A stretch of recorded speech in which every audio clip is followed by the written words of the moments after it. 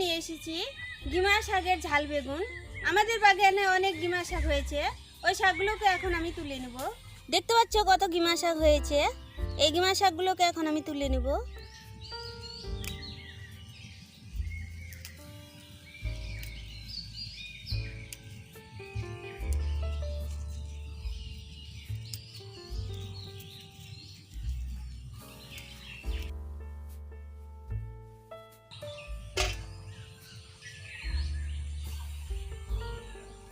এখানে আমি এক মুঠো শাক তুলে নিয়েছি। এই শাকগুলো যেহেতু তিতো সেই জন্য আমি বেশি তুলবো না। শাক তুলে চলে এসেছি, এখন আমি একটা আমাদের গাছ থেকে বেগুন তুলে নেব।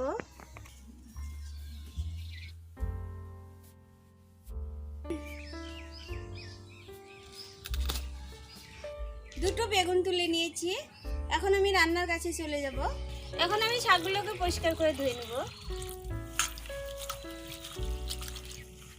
ভালো করে পরিষ্কার করে দুবার তিনবার করে জল পাল্টে পাল্টে ধুয়ে নিতে হবে।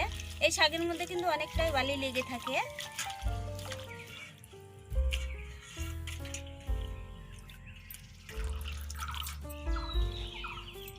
শাক ধুয়ে নিয়েছি, এখন আমি বেগুন কেটে নেব।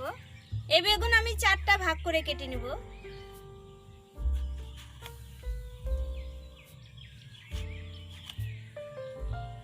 দেখো কেটে নিয়েছি।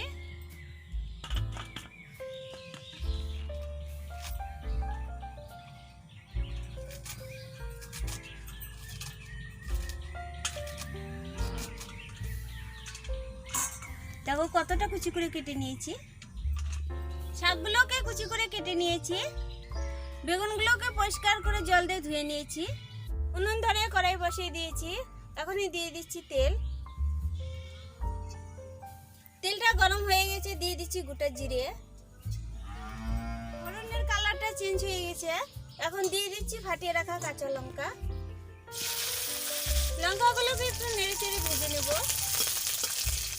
লঙ্কাগুলোকে কিছু সময় নেড়ে চেড়ে ভেজে নিয়েছি, এখন দিয়ে দিচ্ছি ওই কেটে রাখা বেগুন।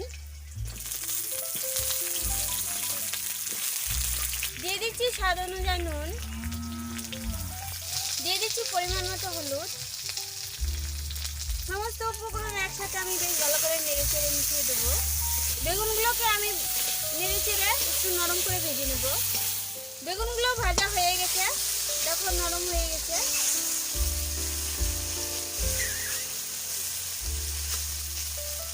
এখন দিয়ে দিচ্ছি ঝোল। ঝোলটা তোমাদের পছন্দ মতো দেবে।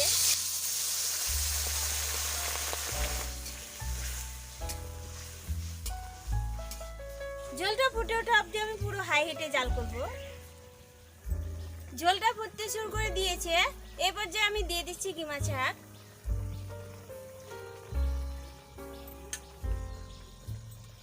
শাকগুলোকে বেশ ভালো করে নেড়ে চেড়ে মিশিয়ে দেবো। শাকগুলো দেওয়ার পর আর কিছু সময় আমি জাল করে নেব।